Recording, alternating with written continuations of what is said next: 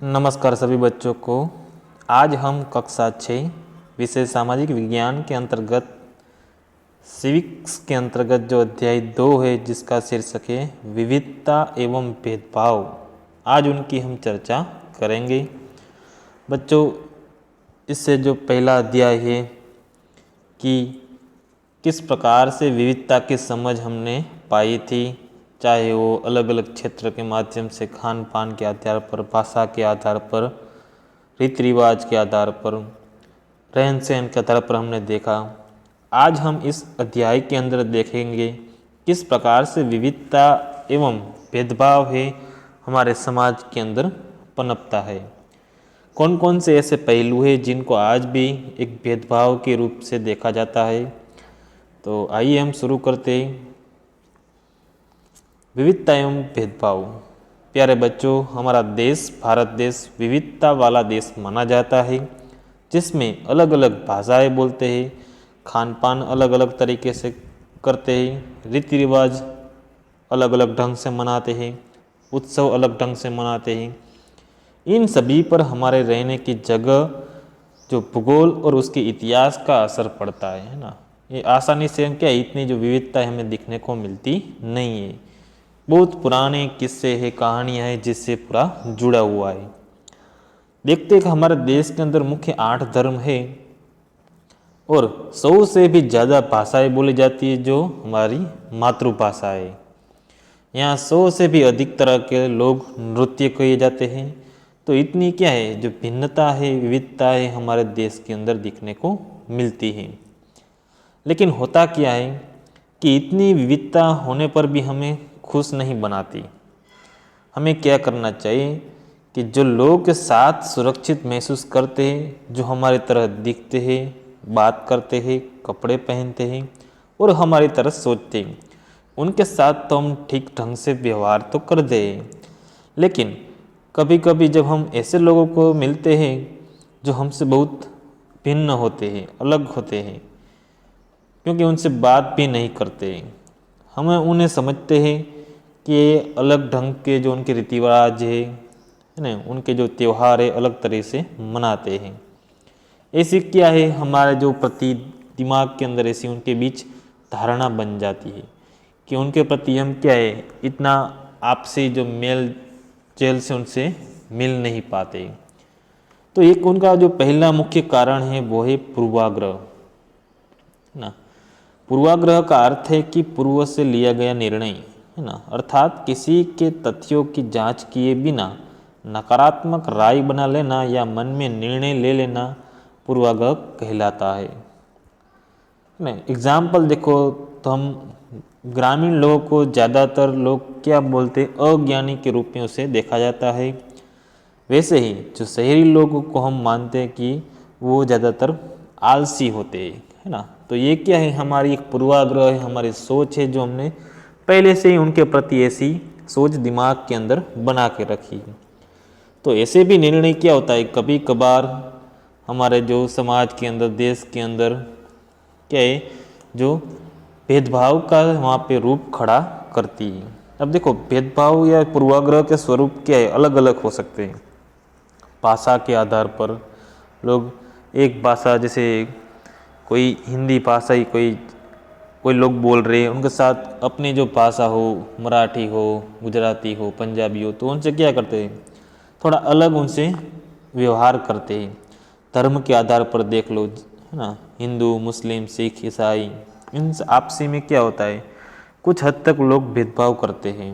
जाति के आधार पर उच्च जाति, नीच जाति, छुआछूत की भावना, लैंगिक भेदभाव है ना, लोग है, लड़का है, लड़की है, उनके बीच में भी भेदभाव करते हैं।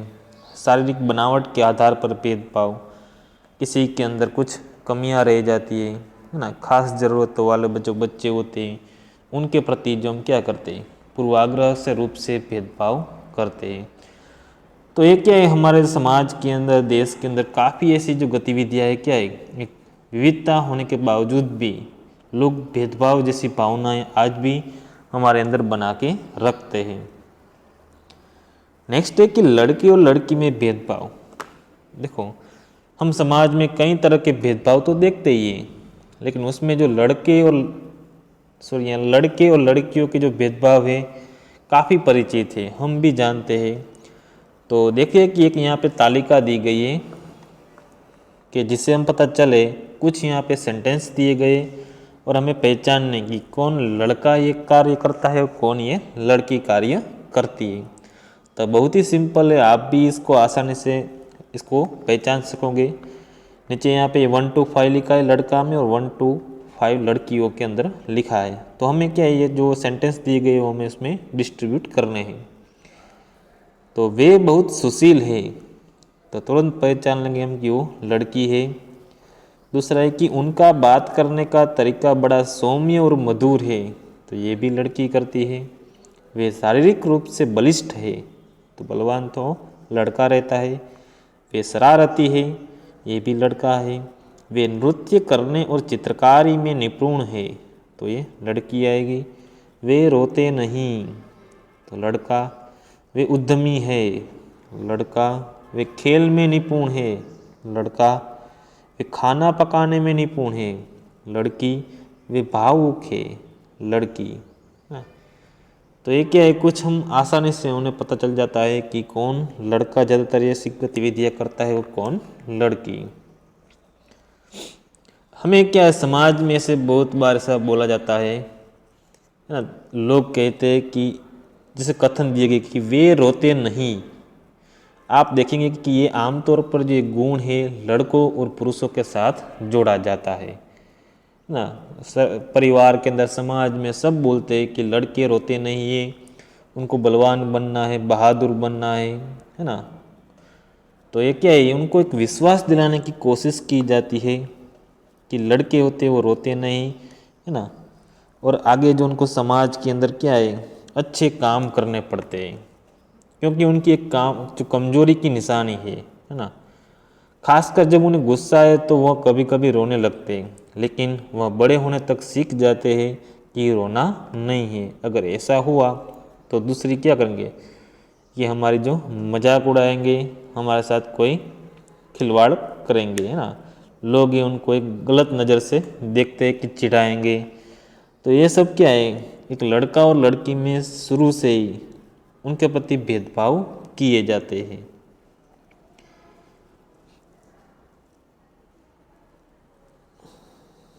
हम समाज में लगातार सुनते हैं कि लड़की ऐसी होती है और लड़के ऐसे होते हैं। कभी बार हमने कुछ त्योहार की बात की जाए, तब लड़कों लड़कियों की छवि के अनुरूप हम देखते हैं कि ये लड़कों के इस प्रकार से कामकाज होते हैं, उनके प्रसंग है, उनके त्यौहार है, उनका पहनावा है, उनका रंग ढंग देख लो, तभी हमें पता चल जाता है। देखो यहाँ पे चित्र दिया गया, अगर कोई लड़का रोता है तो जो उनके मित्र है वो उनके मजाक उड़ाते हैं और उसे चिढ़ाते हैं। तो पहले से ही उनको छोटे बचपन से ही ऐसी सलाह दी जाती है कि वो कभी ना रोए। देखो यहाँ पे बहुत ऐसे कुछ दिए गए कि लोग जो अपने अंदर कुछ कमियां होती है, चाहे किसी को पैर ना हो ना, चित्र दिए गए। देखो बच्चे यहाँ पे जिनके कुछ पैर नहीं है, किसी के हाथ में प्रॉब्लम है, तो जो ये क्या है, वो लोग को भी क्या है, एक आम तरह का जो जीवन, आम जो लोग जीवन जी रहे उनकी तरह भी जीवन जी सकते थे।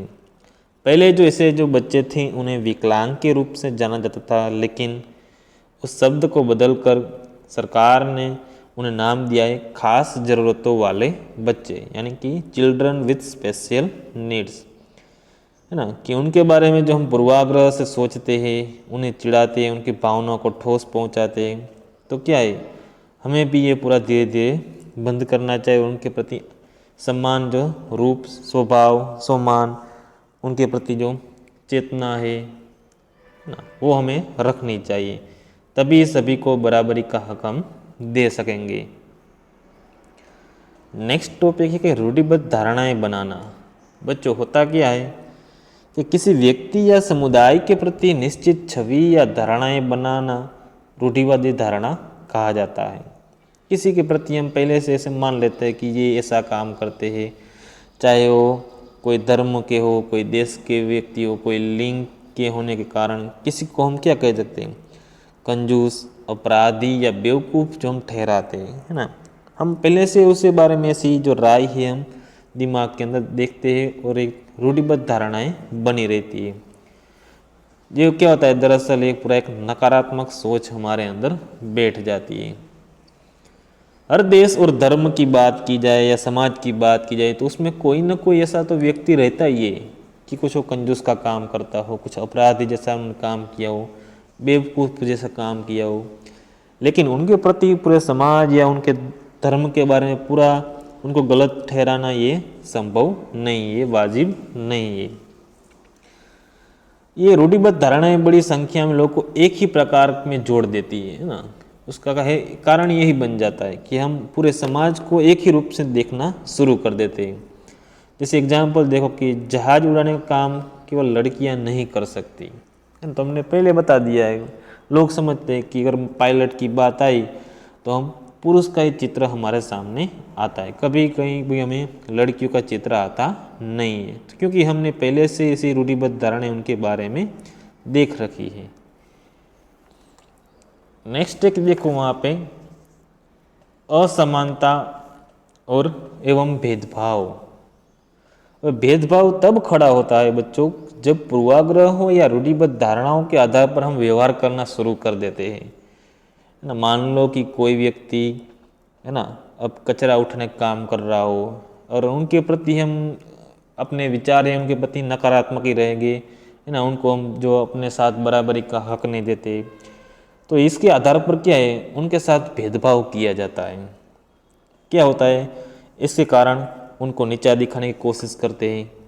अगर हमारे मोल से उसे पानी भरने नहीं देते हैं, जहाँ हैंड पंप लो, कुआं हो है ना, फिर जो आम दुकान होती है वहाँ पे जो गिलास के जो अंदर कप रहते हैं उसके चाय नहीं पीते हैं, तो ये सारी गतिविधियों का अर्थ क्या है, हम उनके साथ भेदभाव कर रहे हैं।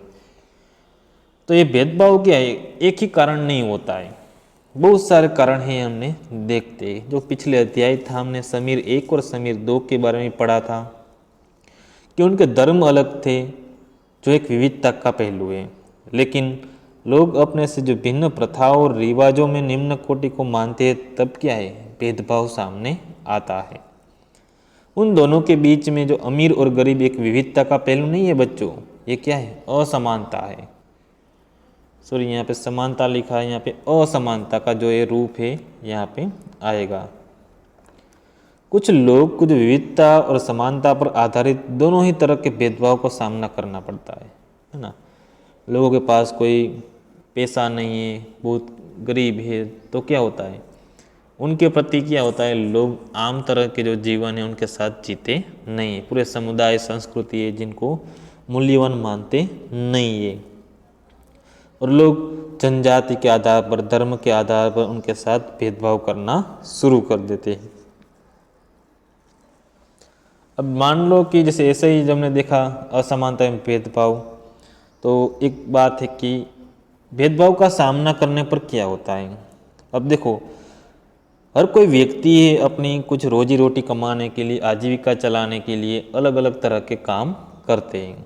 जैसे मान लो कि कोई पढ़ाना, शिक्षक हो, बर्तन बनाना, मछली पकड़ना है ना, खेती करना, बढ़ईगिरी करना, कारपेंटर जिसे कहते हैं, बुनाई करना है ना। तो ये क्या है, ये सारे काम जिसे औरों की तुलना में महत्वपूर्ण माना जाता है। लेकिन ऐसा जो कुछ काम करे कोई व्यक्ति, जैसे सफाई करना, कपड़े धोना, बाल काटना, कचरा उठाना, इन सभी जो कामों को समाज के अंदर एक नीची मात्रा में या फिर गंदे कामों के रूप में उसे माना जाता है, जिसे लोग अपवित्र मानते हैं। जिससे क्या होता है, जाति व्यवस्था का एक महत्वपूर्ण पहलू सामने आता है, और उच्च जाति और नीच जाति के बीच में क्या है, भेदभाव शुरू हो जाते हैं। आपने दलित शब्द तो सुना ही होगा, जिसे नीची कही जाने वाली जाति माना जाता है। इस शब्द को जो अछूत से ज़्यादा पसंद करते थे। पहले क्या था, लोग छुआछूत की भावनाओं में मानते थे है ना, तो जिन्हें दबाया गया और कुचला गया हो उनका अर्थ होता था। काफ़ी जो सामाजिक पूर्वाग्रह और भेदभाव ने दलित लोगों को एक दबा कर रखा था। जो आम सुविधाएं जो मिलनी चाहिए थी वो उनको नहीं मिल रही थी। तो ये बहुत सारे ऐसे कारण हैं जो क्या है, एक भेदभाव जो हमारे सामने प्रकट होता है। देखो, जब जाति के आधार पर जो बच्चे स्कूल में शिक्षा पढ़ने के लेने जाते हैं तब क्या होता है, जो गरीब लोग होते हैं या फिर जो दलित समुदाय कहे जाने वाले या फिर अस्पृश्यता में आने वाले लोग, देखो उनसे आम बच्चों की जो दूरी बनाकर वो पढ़ते थे। तो ये शिक्षा में भी क्या है, एक अलग तरीके से बच्चों को बिठाकर पढ़ाया जाता था। और एक अच्छी एक वहाँ पे कहानी है, इन सभी को जो मशहूर हस्ती जो उनका नाम है डॉक्टर भीमराव आम्बेडकर, जो ये पूरी जो दलित अछूत कही जाने वाले जो लोग थे उनको आगे लाने में काफ़ी उनका एक बड़ा हाथ रहा है। डॉक्टर भीमराव आम्बेडकर का एक अनुभव है कि 1901 में जो हुआ था, जब वे केवल 9 साल के थे, है ना, तब उनकी एक बात की जा रही है। कुछ डॉक्टर बाबा साहेब आम्बेडकर के बारे में जानकारी ले तो वो एक भारतीय संविधान के पिता एवं दलितों के सबसे नेता के रूप में माना जाता है। उन्होंने जो हमारे देश के अंदर अछूत कही जाने वाली या जिनको गरीब लोग थे, जिनके पास ज़मीन नहीं थी, उन सभी को आगे लाने में काफ़ी इनका बड़ा हाथ रहा है और उन्हें प्रयास ही किया है। अम्बेडकर जो थे अपने जाति के पहले व्यक्ति थे जिन्होंने अपनी कॉलेज की पढ़ाई पूरी की और वकील बनने के लिए इंग्लैंड गए थे और आम जनता को, दूसरों को भी उन्होंने सलाह दी, प्रोत्साहन दिया कि आप भी पढ़ाई करो और ये जो जाति व्यवस्था से पूरा बाहर निकले। उस टाइम पे लोगों को मंदिर में, यानी कि दलितों को मंदिर में आने के लिए, प्रवेश करने के लिए वहाँ पे अनुमति नहीं थी। उन्हें धर्म के आधार पर उन्होंने क्या है, सबको एक निगाह से देखने के लिए उन्होंने जो एक संविधान का वहाँ पे निर्माण किया। तो अब देखते हैं कि उनका एक घटना है, देखते हैं कि जब ये 9 साल के थे तब वो अपने गांव कोरेगांव अपने भाई के साथ जा रहे थे, है ना, लेकिन उनके साथ जो पिता से मिलने गए थे, लेकिन वहाँ पे जो रेलवे स्टेशन पे उन्होंने बहुत 1 घंटा बीत गया, फिर भी उनके कोई पिता या फिर उनके कोई जो नौकर थे वो कोई आया नहीं। फिर वहाँ पे जो एक उनके कपड़े थे वो भी एक बहुत अच्छे ढंग के पहने हुए थे। तो क्या हुआ कि एक स्टेशन मास्टर उनसे पास पूछने गया, है ना, और बोले कि आपके ब्राह्मण के बच्चे हो, और वे हमारे से, है ना, तो क्या किया, तो उन्हें तो मना कर दिया और उन्होंने बोल दिया और मुंह से निकल गया कि हम तो महार है। और उस टाइम पे जो ये महार जाति थी, बम्बई प्रांत या महाराष्ट्र के अंदर देखो एक अछूत माने जाने वाली जाति थी।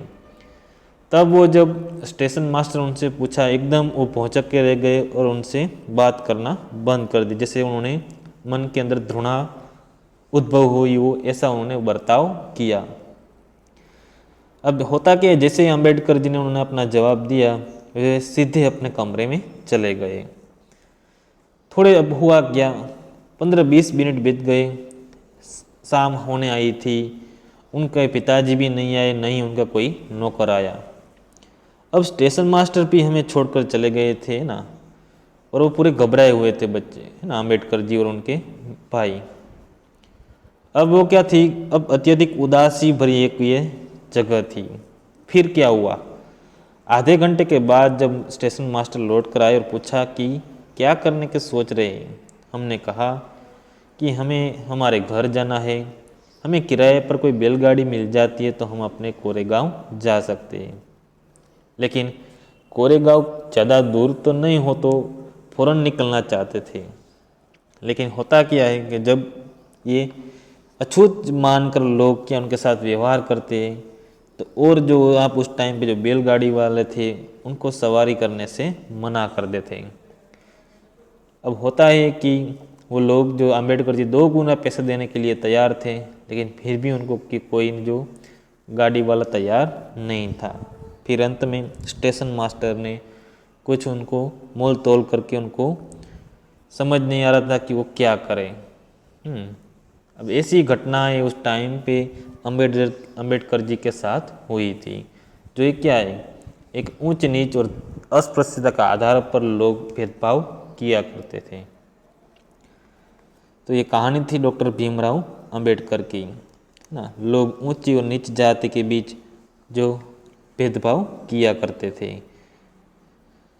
अब समानता के लिए संघर्ष, देखो इतने जो भेदभाव होने के पश्चात जब हमने शुरुआत से ही ब्रिटिश शासन से आज़ादी पाने के लिए जो संघर्ष किया गया था, उसमें समानता के व्यवहार के लिए किया गया संघर्ष था, है ना। सभी मिलजुल के उसमें संघर्ष किया था। दलितों, औरतों, जनजातीय लोगों और किसानों ने अपने जीवन में जिस गैर बराबरी का अनुभव किया, उसके खिलाफ उन्होंने लड़ाई लड़ी।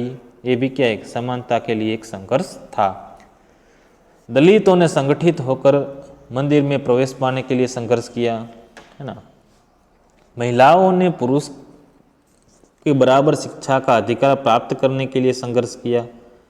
किसान और दलितों ने अपने आप को जमींदार और उनकी ब्याज की दर से छुटकारा दिलाने के लिए संघर्ष किया। तो ये क्या है, ये हर तरफ के क्षेत्र लोगों ने अपने न्याय पाने के लिए लोगों ने, ये देख सकते कि जो भारत का जो संविधान लिखने वाले समिति के कुछ सदस्य के नाम दिए गए, जिनमें पंडित जवाहरलाल नेहरू थे जो हमारे प्रधानमंत्री थे, आचार्य JB कृपलानी, सरोजिनी नायडू, गोविंद वल्लभ पंत, शरद चंद्र बोस ना। तो ये काफ़ी डॉक्टर भीमराव अंबेडकर जो लोग थे जिन्होंने हमारे संविधान के कुछ है ना समिति में उन्होंने अपना योगदान दिया था। इसके बावजूद भी क्या है, आज भी असमानता मौजूद है, जिनको हमें निरंतर संघर्ष करते रहना है और उनके प्रति वास्तविक जीवन का हिस्सा बनकर सच्चाई के प्रति वास्तविक साथ देकर संघर्ष करके सरकार के द्वारा महत्वपूर्ण कदम उठाए जाने हैं। संविधान के 2 लेखकों ने यह भी कहा है कि इस विविधता की इज्जत करना और उसे मूल्यवान मानना है। तो धर्म को पालन करना है, त्यौहार को धूमधाम से मनाना है, सभी को आज़ादी दी गई है, इसीलिए भारत को धर्मनिरपेक्ष वाला देश माना जाता है। जो ये हमारा संविधान का पहला पृष्ठ है ना, जिसमें भारतीय संविधान के जो सभी लोग ना समानता के अवसर प्रदान किए गए। आभार।